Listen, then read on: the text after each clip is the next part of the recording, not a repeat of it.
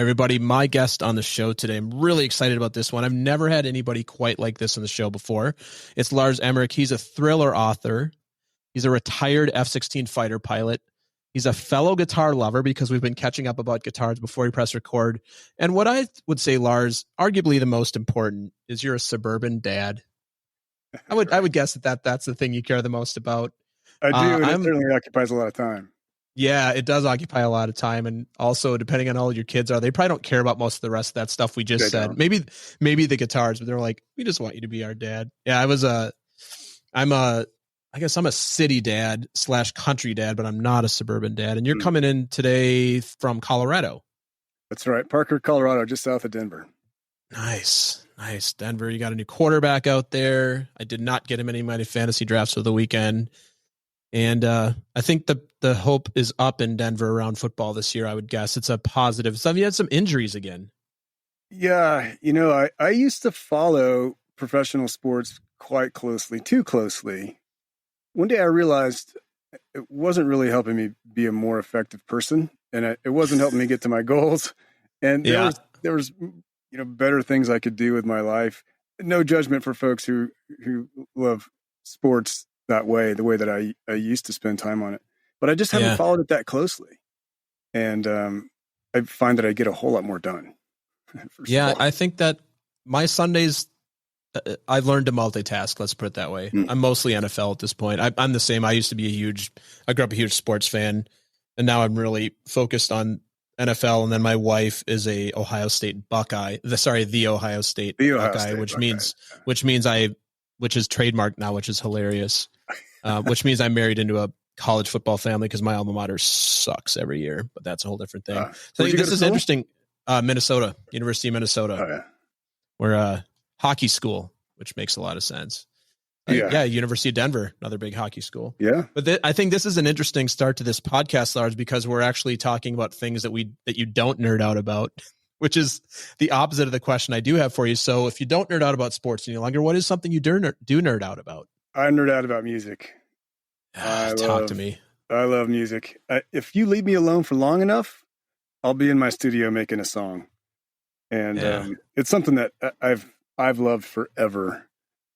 In fact, when I was in the Air Force, we would deploy all over the place. And I had a particular guitar that I liked to sneak along on these trips. Of course, you couldn't fit a guitar in the travel pod on an F-16. So I would buy the intelligence officer a 6-pack of beer to put my guitar in the intel pallet full of other classified stuff. So it would make it through customs wherever in the world we were going. And I would, on my deployment, I'd be able to practice the guitar. It's been all over the world. I bought it in Phoenix and then took it back remote with me to South Korea. And then from there it went to Europe, and in Europe it went to Saudi Arabia and Turkey and Italy and Sardinia and Sicily and all these crazy places. So this guitar is really well traveled, and it's amazing. I still play it all the time. I just recorded finished a song with it last week. You're going to at least tease me since I'm here with you and not say what this guitar is? Oh, sure. It's an old Washburn BT2. Beautiful. I just picked it up for a few $100 and because I needed a new one because I was playing in the Squadron rock band in Korea, and had a problem with my other one where the B string kept just breaking in the middle of a solo or whatever. So I bought the silly thing. Then a couple of years later, changed out all the hardware. I found a guy who made this special pickup selector switch, so you could change all the geeky things about how your pickups turn guitar movement, the string movement into sound. Yep. And so it's serial number 001 on this device. I don't know how many he made overall, but yeah, you asked me about nerding out, and I pretty well nerded out on you. Oh, very cool. Well, after a few conversations we've had, we could go down this road for the next 52 minutes, but we're not, because people will tune out very quickly, and you have a lot of other things that you are up to and interested in.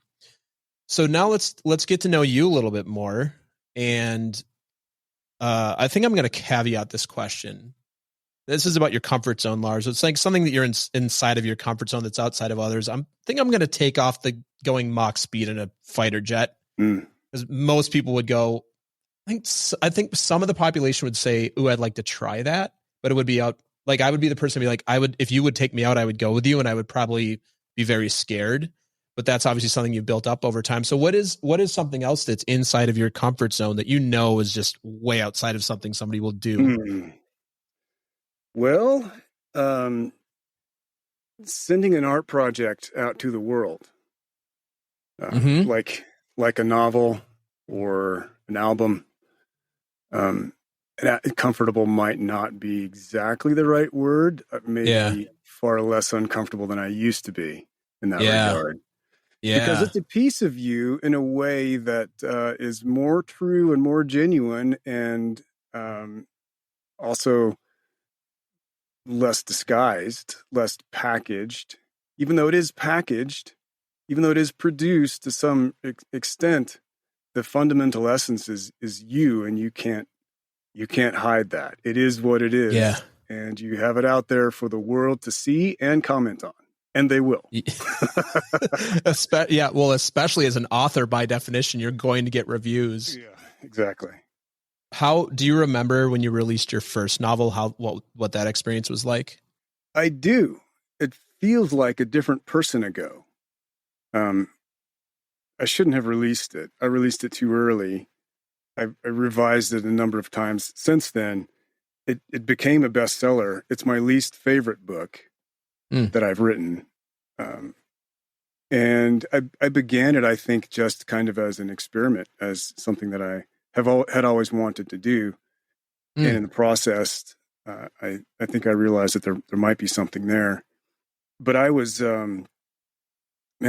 it leaves you feeling quite vulnerable. I'll bet. Quite vulnerable. But it's interesting thing that happens as you release more work, whether it's, if it's fiction or nonfiction or music or podcasts or anything else, you're less precious about the early work, but you're more precious about the recent work, because you like to feel that you've traversed an arc. Your skills are better now. You're closer to perfect in the way that your art comes out. So closer to perfect. Perfect. Whenever you are confronted with the flaws in your recent work, that still feels a bit raw, Yeah. One of the things, I'm not an author. I don't think I ever will be. Writing is not my favorite thing to do, which is why we're on a podcast and not writing to each other. One of the things that I don't know if you know Tim Ferriss or like Tim Ferriss. I don't know him personally, but I certainly recognize his name and I've read his stuff. Yeah. Yeah. He has a very popular monetized podcast, best-selling author. Mm-hmm. He was talking about this on one of his podcasts. And he says, whenever he wants to realize how far he's come, he goes back and he listens to his first maybe 20 episodes. Yeah. Which reminds him. And then every year he has this practice where he goes back and listens, and like he hears his progression. And Tim, I don't know him either, but his whole brand is like, you're never done. Like his whole shtick is, there's always more to be done, always more to be hacked, more to do. Regarding putting your art out there, I don't know if this resonates for you, Lars, but for me, as a longtime podcaster, one of the other things is like realizing you're never going to be it for everyone. And when you just realize that as long as you're it for your people, that's enough. That's pretty cool. That's a cool feeling. It sure is. And it's a difficult one to arrive at, especially as you're beginning, because if you are making your way in a particular world, there are certain expectations inside that world, and you better meet most of them if you want to be relevant in that world, and you better flaunt a small number of them strategically so that you can stand out in that world. And finding that balance is, it's never a complete balance for everybody. In your attempt to be and do whatever your impression is of what is needed in this current market right now, you're never going to hit the mark for everybody. No. And there's a certain level of freedom that comes when you realize that, and you're like, F it. I'm just going to do what I do to the best that I can and we'll see what happens. Yeah. And also we'll move on to the next thing here. The overwhelming amount of options we all have is just, it's just like, you talk about music, you talk about books. And I think about, prior to online books, your options were you went to the store and you had the best sellers listed on a shelf in the front, and most people would go, a lot of people go there. Or for those who traveled a lot, you would go to the airport and you'd be like, hey, what's the new thing out? And then you would go and see, hey, there's a list of these 20 books in fiction and nonfiction, and I'm going to read one of these 20. Now there's how many, God knows how many lists. There's Amazon obviously has those lists, but there's also a million categories. So if you decide you like, the brilliance that they have done with the niching of the categories too is just so brilliant. Yeah. Like we go on about this forever. I was just flying this weekend. I was looking at the bookstore and I remember when that used to be like the location at the airport. Now you're like, or I could just go to my iPad at the gate on the Wi-Fi and see what's out there. That's right. Yeah. So Lars, if we take a look at the other side of that question, what's something that is outside of your comfort zone that other people enjoy doing or are happy to do so? Outside of my comfort zone that other people enjoy. Man, there's nothing that comes to mind in that regard. I sit right on the middle of introvert and extrovert. So I'm pretty happy here in the studio, working on a book, working on a song. I'm also really happy in a crowd, and I'm perfectly fine in a dark room working on things. And I'm also fine on a stage talking to a room full of people.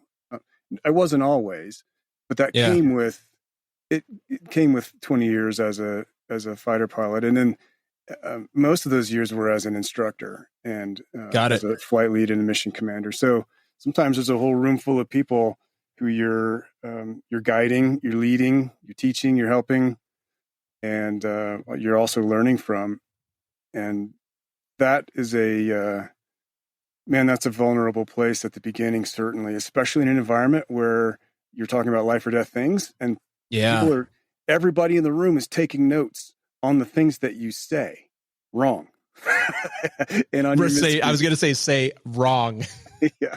And on your misspeaks and your mannerisms. And it's a really great school to, a really great way to become clear and deliberate about what you're saying. So I don't think an area where I'm really, actually there is one thing that makes me super uncomfortable. Whenever I'm witnessing someone embarrassing themselves, I feel embarrassed for them, and that's super uncomfortable. I would much rather not witness that. So maybe other people are comfortable in that environment and find humor in it.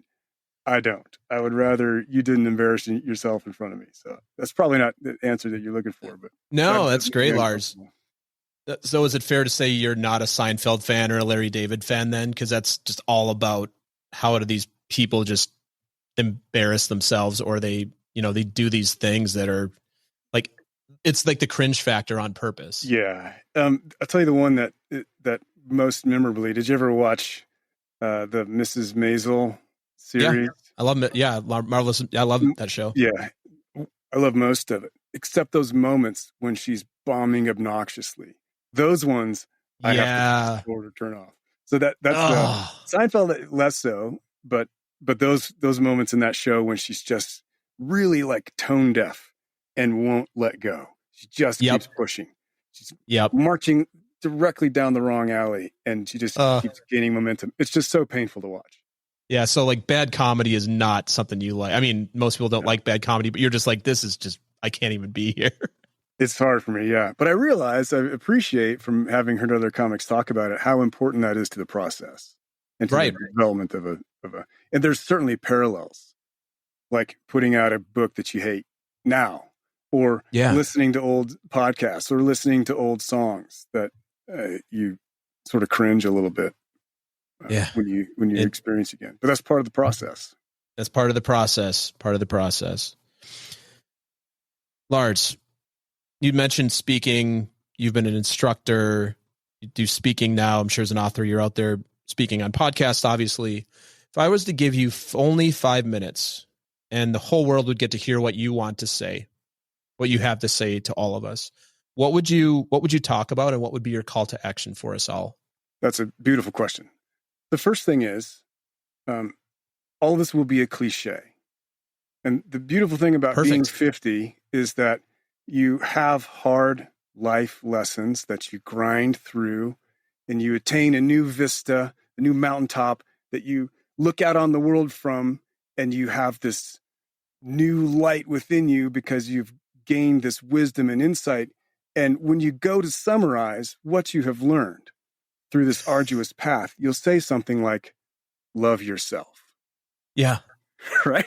And you're yeah, like, really? Seriously, are you kidding me? I lived through the past 5 years so I could say, love yourself? That's like on a cereal box or something. This is ridiculous. So with that caveat, I would say that the most important thing you can do is give yourself grace, give yourself love, and pay attention to the thoughts that pop up inside of your head, because they are the story that you're living into if you're like most of us. And thoughts are like trains. They come and go in the train station of your mind. Most of us find that we have inadvertently climbed aboard the first train to leave the station. And that train may be headed toward anger or bitterness or jealousy or resentment or embarrassment, and before we know it, we're living in to that. Yeah.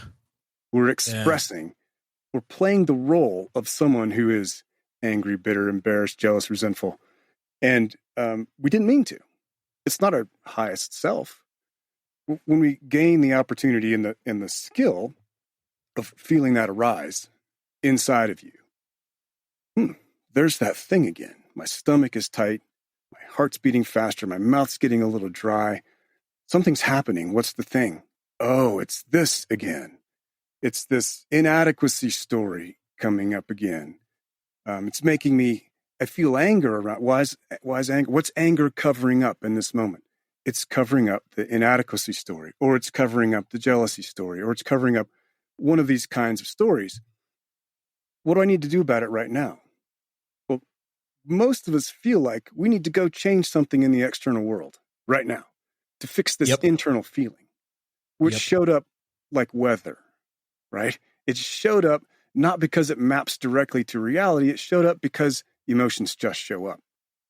Rain clouds just show up in the sky, not because there's anything wrong with the sky, but because that's the nature of the sky. Recognizing that, give yourself the love and the grace to recognize that this happens to you. There's nothing wrong with you because you're feeling this, number one. Number two, you probably don't want to live into it. You probably don't want to say those snappy, angry things that would feel so good in the moment to say. You probably just want to give it a moment and let that pass.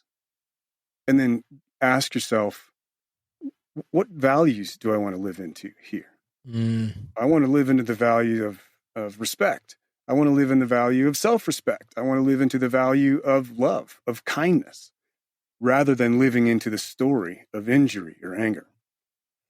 So those would be the things. Yeah. Get good at listening to what's happening inside. Give yourself grace, because most of what comes up is, it's a thing that your 6-year-old would say, but your brain still thinks it. It's still in there. That 6-year-old is still in there saying crap. Hey man, what about this? Yep. You don't have to live into that, but you also don't have to beat yourself up. It's totally normal for that 6-year-old still to live inside your brain. But if you give it just a beat to let it pass, and then choose the vector that you want, choose the value you want to live into. And if you're just looking for a value, you're not sure exactly which one, just try kindness. Try that one. And just see what happens. That's a good one. Just be kind to yourself. Be kind to the person you're talking to. Ask yourself what kind of relationship you want to make out of this, what kind of outcome you want to help facilitate out of this. And gosh, it's amazing how much less you try to control. Both about the feelings that are inside of you and about the way other people feel, act, and behave, and how much more it allows you just to enjoy the moments that you have rather than creating crises that don't need to be created. Yeah, that's beautiful, Lars. I'm going to say a couple things before we go to the commercial break here. One, I think your children are fortunate to have you as their father, if that's a message that you share with them. Two, that is a hard-fought battle that I liken this to. It's like parenting, running a startup, the things you just outlined. These are common knowledge that that is I wouldn't call it a cliche. It's just anybody you know who hits a certain point in their life, if they have success, they'll generally outline something along those lines. And yet you can go to the bookstore and buy books, a million books on parenting, on what you just said, how to create more self-love, authenticity, how to be kind to people. You can read books on all sorts of things. And I had a coach once who called them shelf-help books because they don't we read them and then we go, hey, like, oh, now I'm going to have more self-love. But the truth is, it doesn't work that way. You don't read about concepts and learn them. If it did, then as a parent, we wouldn't need any of these books. So I just love that. And then the last thing I'll say before we go here is, like, I just love the way the universe works. I had a client this morning, a brand new client. He's a GM of a manufacturing company, and he has a staff of 1,250 people. And I said, hey, like, as we start to get to know each other, we start doing work together, what do you want me to know about you? And he said, I have zero self-confidence.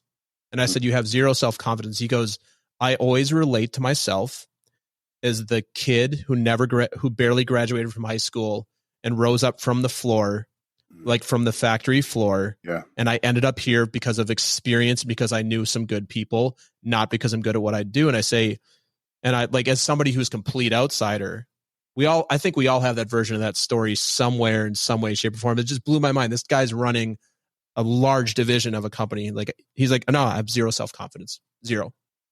And he's like, the way I get through the day is I just drive and I push and I push and I push. And I said, I said, on a scale from 0 to 10, how would you rate your stress level? He's like, anywhere between an 8.5 to 9.5 on a daily basis. I said, oh, I'm glad we're meeting now. It's a good time for us to start doing some work together. But yeah, a large, beautiful message. Beautiful message. Also, as somebody, you have operated in a very, like, fighter pilot. That's by definition, a high performance context. Published and best-selling author, another high-performance published context, where I would imagine for somebody like you, it's even easier to get caught up in that comparison. And like the next, like, everybody, you're in the context you live in is everybody's smart. Everybody around you is good at what they do. And like, how do you do that? It's like playing in a band where everybody's amazing at. So really beautiful answer, Lars. A beautiful answer to a beautiful question, I guess, according to you. So thank you very much for that. Yeah, so we'll be right back after this.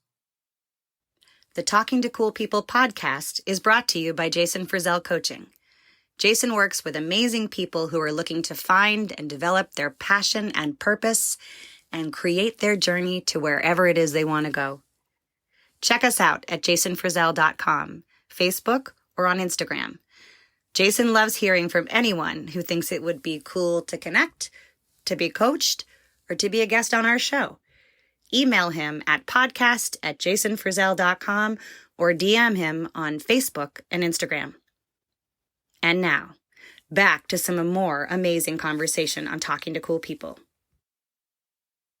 All right, Lars. So what do we know about you so far? We know you're a best-selling author. You're a retired fighter pilot. We know that you have snuck your guitar through Intel. I forget what you called it, but that was an amazing pro tip. I don't know if that's still a thing, but you snuck your guitar through the place where they would not inspect you at customs, and you had a guitar there. We know you're a dad. What else would you like us to know about you? Yeah, that's a lot about what I've done. What I think, I hope, the way I think about this question is in the context of, what do I want my kids to remember about me? And I think I just want them to remember how much I love them and how I want them to feel loved when they think of me. And so, it sounds nice and pretty, and you can put a bow on it and sell it on a Hallmark card or something. it's really hard to execute on that when your 6-year-old is screaming about broccoli or something, and you're having one of those surreal moments where you're almost about ready to lose your mind. It's those moments that are when it's hardest to recognize and to live into. What do I want them? What do I want out of this? Do I really care if she eats her broccoli? Or do I care that she feels that she has a guide and an ally and a protector, and also someone who enables her to live her own life and go her own way? And am I somebody that my kids would want to talk to? So I think that's that occupies a good bit of my bandwidth, because it takes a good bit of bandwidth to watch your own emotional state while you're dealing with your kids. I live my life so that I'm around them a lot. And, I've shoved a lot of stuff to the side and out of the way, and all the things that I produce much more slowly than I used to, because I have these people in my life. And I wouldn't change that, but it is work on that level for sure to keep tabs on the thoughts drifting across my consciousness. Man, I feel like I'm getting coached by you today. I'm getting motivated. I have a 6-year-old and an almost 2-year-old. And the thing about, am I somebody my kids want to talk to, is like a really powerful prompt for me to think about that. Of course they do now, but is it somebody that would they want to connect with me? And like, what do you do when you realize that you haven't lived up to your own expectations in that way? Because you're human, you're not going to be perfect. How do you, like, let's say that you had a falling out with a kid, or you realize you didn't show up the way you wanted to, or you got angry and represented yourself in a way that you're not committed to. What do you do to adjust? We had a saying flying F-16s to fess up when you F up. And there was an ethos of not shoving your mistakes under the rug, but bringing them forward. And we watched the tapes. Everything you see out the front, everything that you see in your two multifunction displays, one above each knee, that's all recorded. So there's a lot of truth data to help you fix your business. And there's a lot of institutional ethos around bringing that forward so that you reinforce your own lessons, but also share your mistakes so other guys don't make them.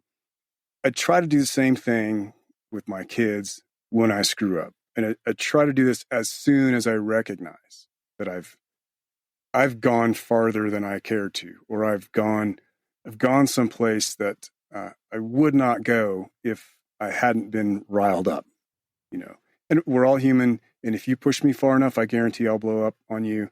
I'm trying to shove that threshold further and further out through this awareness, but I always try to say, as soon as I recognize it, I'm very sorry. Here's what I did that I didn't like, and that I wish I hadn't done, and I hope you'll forgive me for, and it's something that I will continue to work on. And it's interesting to watch, even in a kid who's 3, 4, 5, 6 years old, the energy just changes. Yeah. When you admit your fallibility and your humanity, there's now a kind of opportunity to meet each other human to human, and to set aside for a moment this kind of authority figure and subject relationship that a parent and a child have.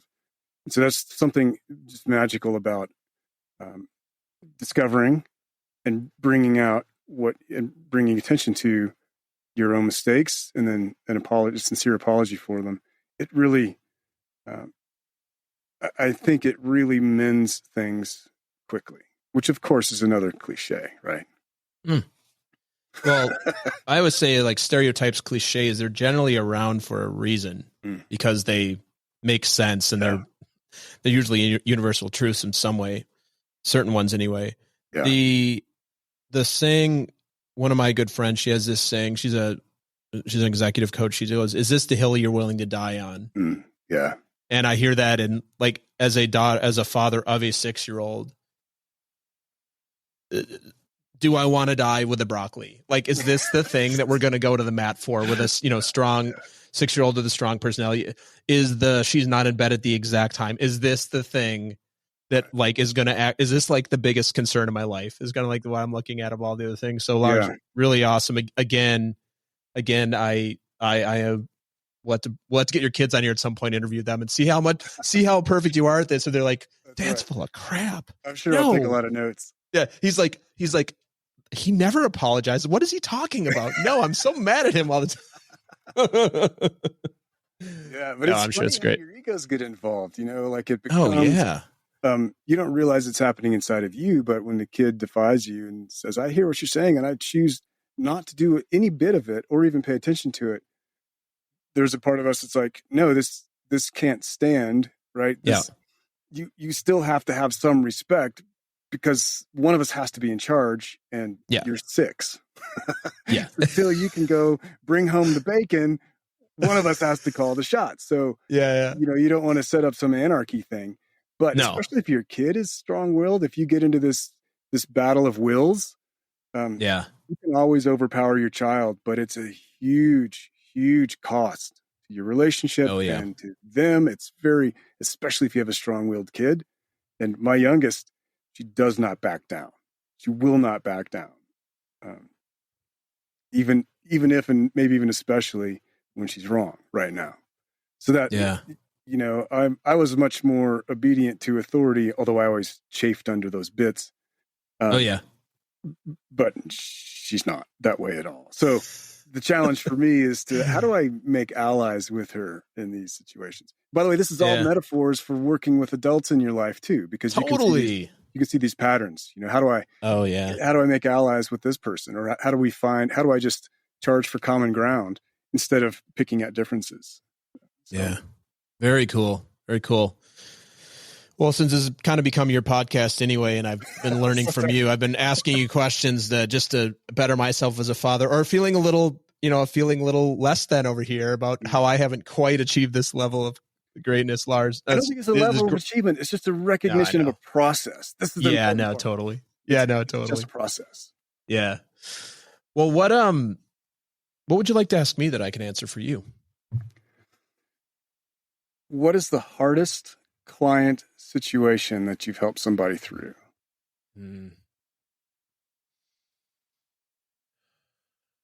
Hardest. My brain goes to the business answer. Yeah, let's hear it. Raising capital. That process. I work with a lot of startup founders. The process of,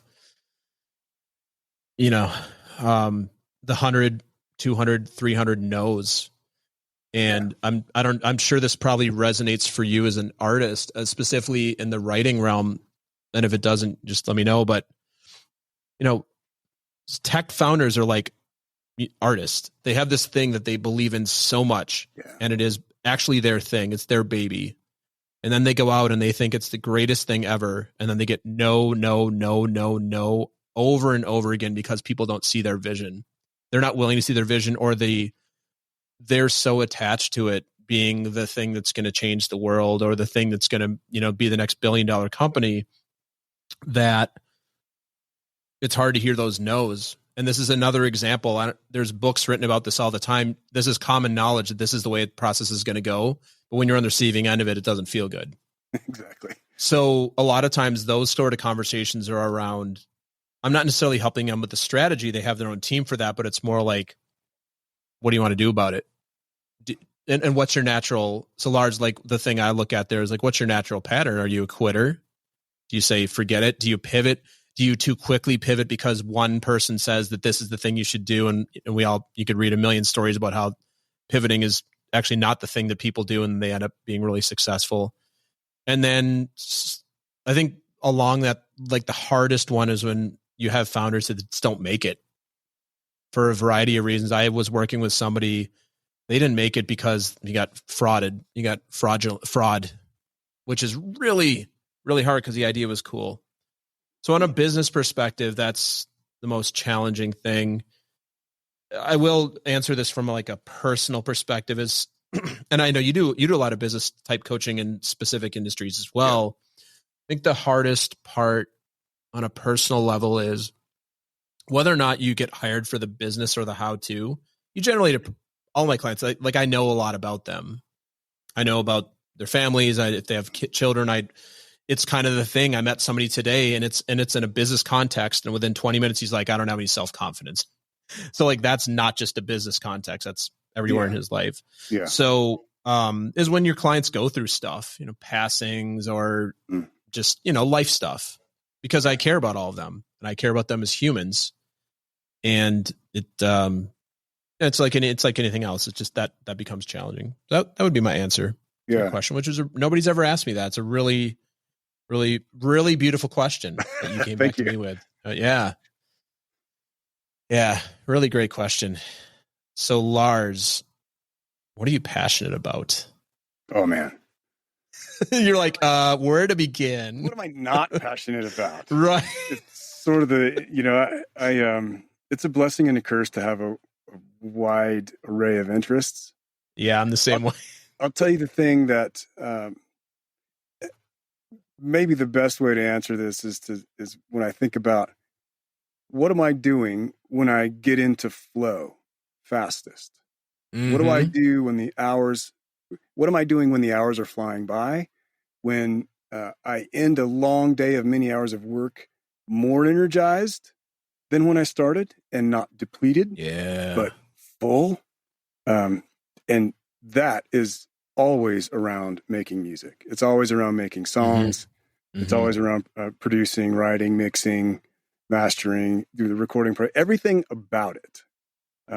Because the way that music works for me and for a lot of us is it involves a lot of different brain regions, and so all of these things are lighting up inside of our skulls at the same time. And so in the process of working on these sounds, I'm experiencing these sounds at the same time. And it's like a milkshake for your ears, man. It's just so good sometimes. Yeah. And you just can't stop.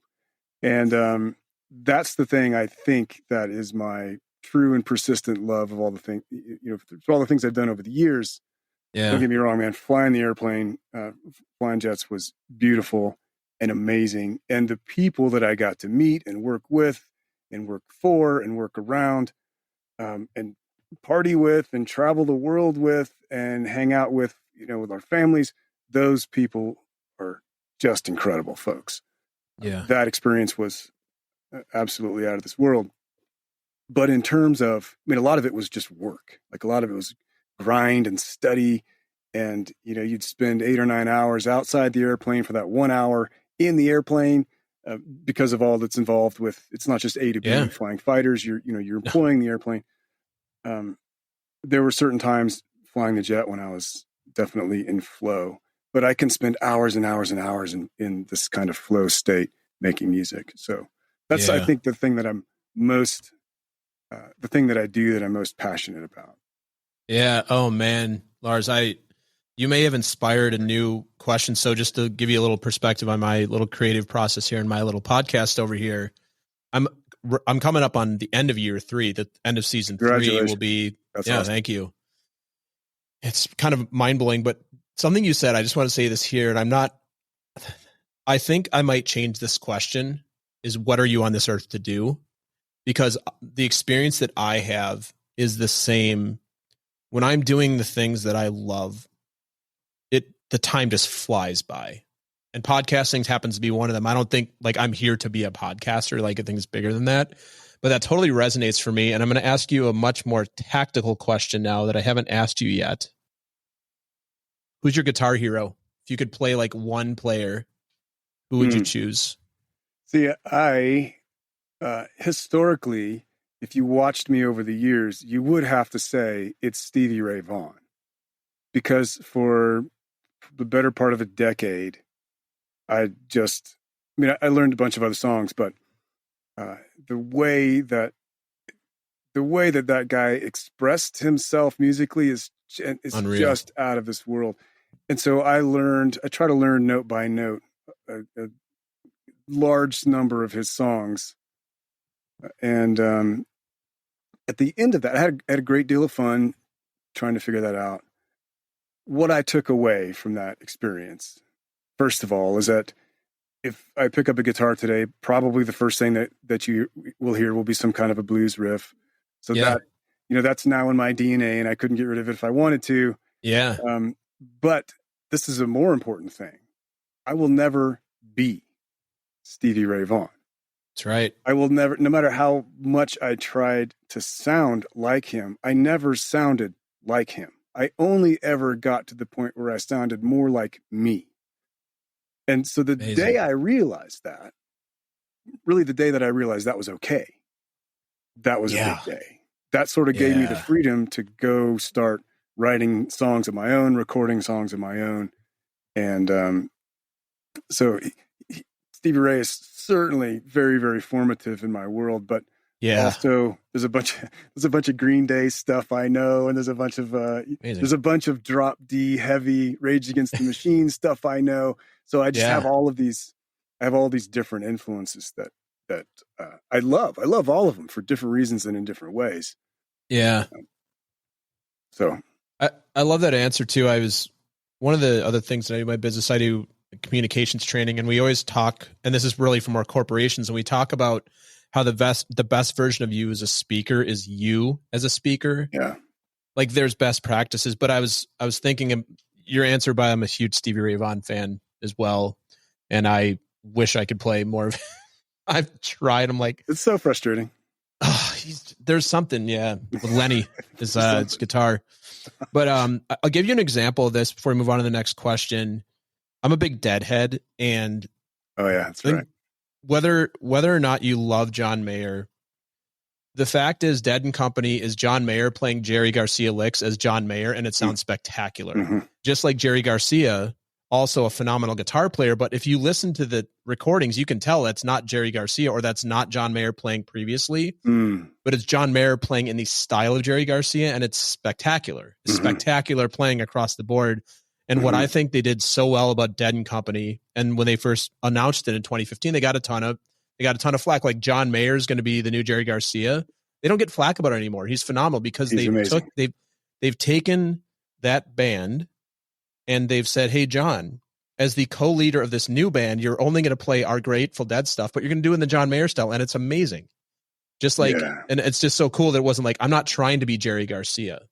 I'm not trying to do these things. I'm going to make it in my own style, which just works. I also think there's probably a reason there's never been a Stevie Ray Vaughan cover band, because it's just, you're going to leave the venue or the studio just feeling bad about yourself. You will, for sure. As you're talking, it struck me, maybe the work that we're all called to, even though we don't know it, is to develop the confidence and the integrity to be who and what we are. And of course, you've heard it 1,000 times before, but until you've found all the ways, or until you get good at noticing all the times when you're trying to live into somebody else's expectation for your life or for your role, and you're trying to morph yourself around some kind of mold, usually to achieve some kind of outcome, usually to achieve some kind of business outcome. It's also really striking when you go, and we both love music. One of the things that I study is the greats, like those people who wrote songs 20, 30, 40, 50 years ago, the songs that have become part of the social fabric, the social milieu that we live in. Yeah. Who are those enduring people? What are those enduring works? Almost without exception, they're people who stuck out like a sore thumb from their environment at the time. True. With the degree of differentness and maybe even weirdness that they brought just by virtue of who they were, and they had the balls to be who they are and what they were. And male and female, some of the absolute best examples of this, I didn't mean to use balls. What I meant is courage. Some of the absolute best examples of this are female artists who just decided, no, my place is not in the home, Boomer Man. My place is making this music, being on this stage. And that's just so inspiring. It's so, And it's such a hard lesson to implement in your own life because you're always editing and judging yourself until you get good at not.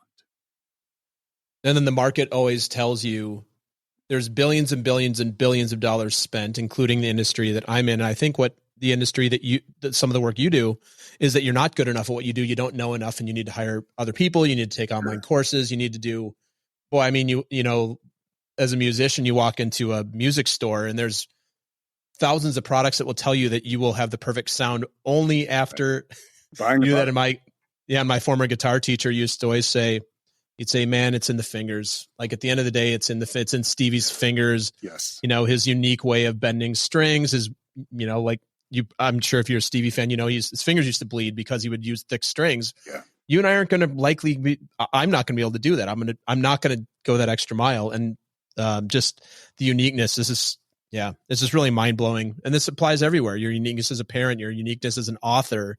How are you going to uniquely write these words that are not going to sound like other thriller writers out there that's going to make it uniquely yours, Lars? So yeah, just beautiful conversation. So what is the thing that you're most proud of? I'm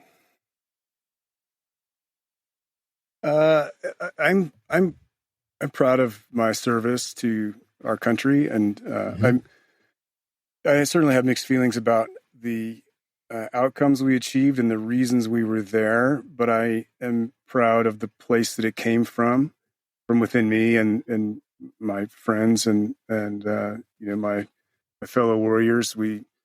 Our hearts were in the right place. We didn't know everything we would want to know about those scenarios. And I think if we did know, we would have had more to say about what they were asking us to do. But we served with integrity. I'm also, I think I feel some pride in having mustered the courage to stick out like a sore thumb. It's really, really hard when a bunch of people all over the globe know you in one context, and then you pour a bunch of life energy into a new context.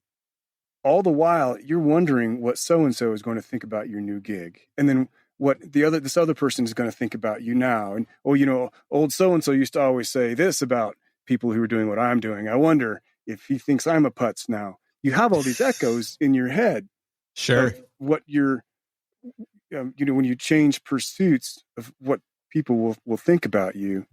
And that was hard for me because personality type wise, I was somebody who was concerned about whether or not I'm living up to expectations.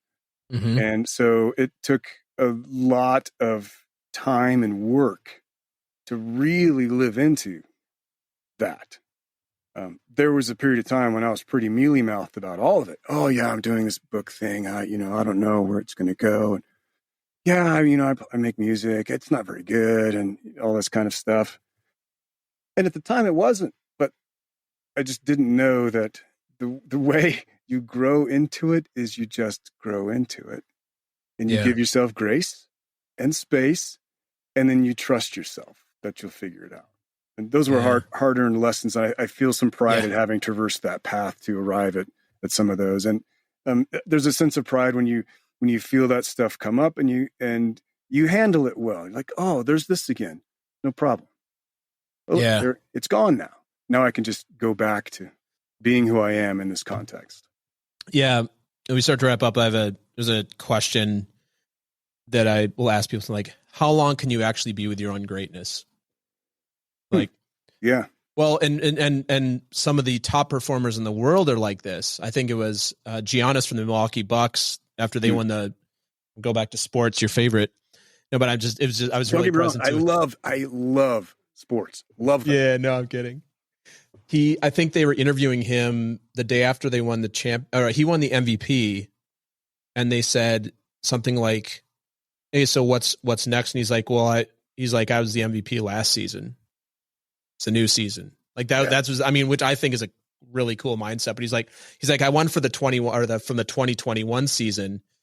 That season's over. I'm getting ready for the next, which is great. But also, most of us, most high performers, what my experience, I work with a lot of them. I would consider myself one. I'm sure you consider yourself one too. Is one of the challenges that we have is we're not willing to sit with our greatness and what's next, what's the next book, what's the next riff I'm going to play. And that actually creates a cycle that's really fulfilling in some ways, but also can also be the killer of creativity is where I see it, how it affects me. Amen. So Lars, how do you see the world? Clearer. 35,000 feet in a cockpit. Clearer every day. Yeah. Clear every day. I'll tell you what, it's a gorgeous world from up there for sure. Oh, I can imagine. It's a gorgeous world. We did a lot of night flying, and you could, when you get up above the city lights, you can see the stars in a way. I mean, you see the Milky Way, the galaxy spread out across the horizon. When you see the world from that perspective, it really does drive home. And you hear astronauts talk about this as well. It's just one planet. Yeah.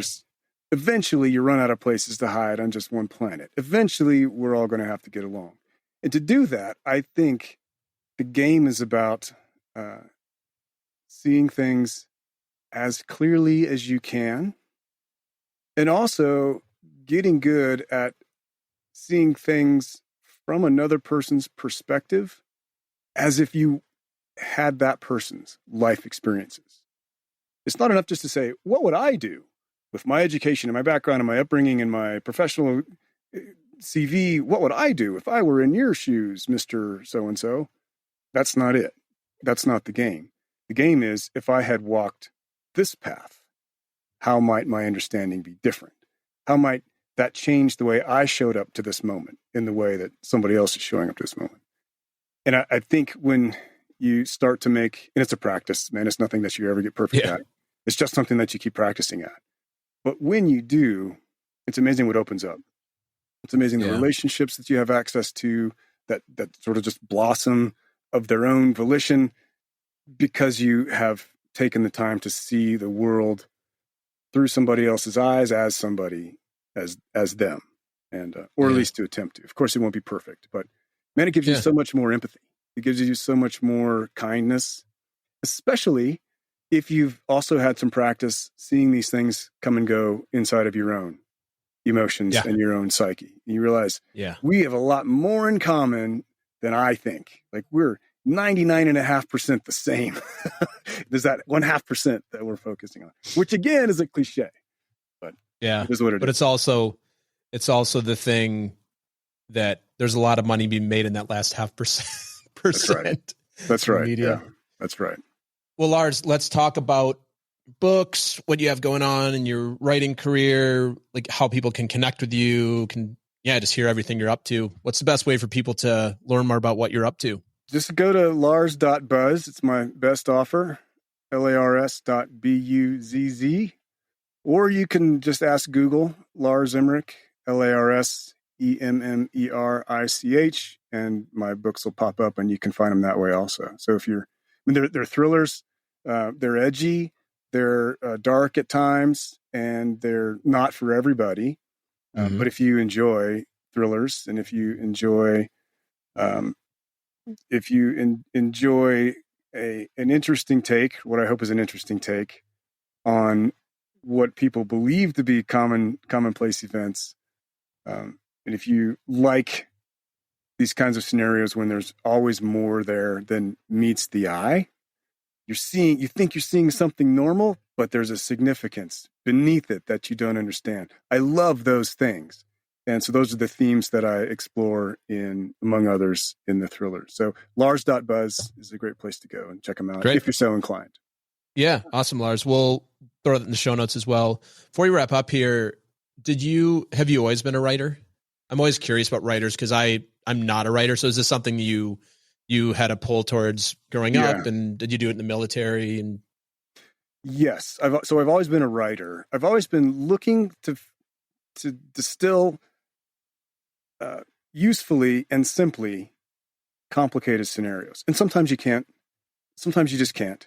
You just have to embrace the complexity. But I've always tried to find a clear and memorable way to bring an idea across. I would try to help guys not kill themselves in the airplane, trying to get across to kids in parenting.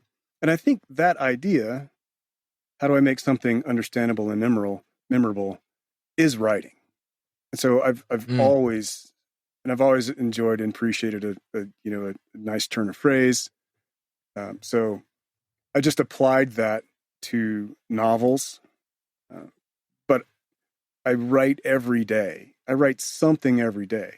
Occasionally it's a novel, but usually it's observations about the human condition and other things. So yes, I've always been a writer, and I will be a writer probably until the day that I'm too senile to remember any words. Thanks, Lars. All right. That is not the way I expected you to finish that sentence. That was good. Too senile to remember those words. All right. Last thing for us, leave us with some short and sweet words of wisdom you want us all to know, remember, do, whatever you want. Yeah. Watch your thoughts and emotions. When you see them for what they are, be honest and give yourself grace. You won't want to see what you see much of the time, but understand that it's normal.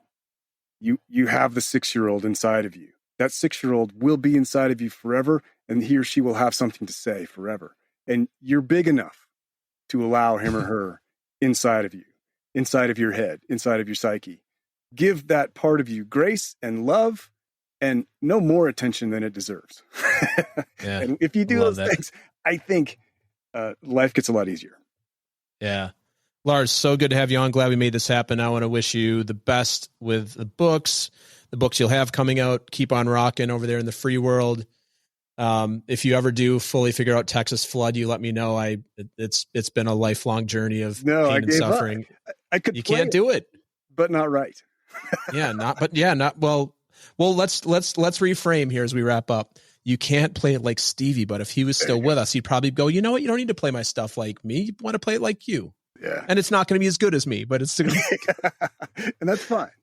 Yeah. Thanks so much for the time, Lars. Appreciate it. Thank you. This is a great opportunity. Thanks, Jason. Thanks. Thanks for listening to another episode of Talking to Cool People with Jason Frizzell. If you enjoyed today's episode, please tell your friends. Follow us on Instagram and Facebook and give us a shout out, or take a moment to leave a review on iTunes. If something from today's episode piqued your interest and you'd like to connect, email us at podcast@jasonfrizzell.com. We love hearing from our listeners because you're cool people too.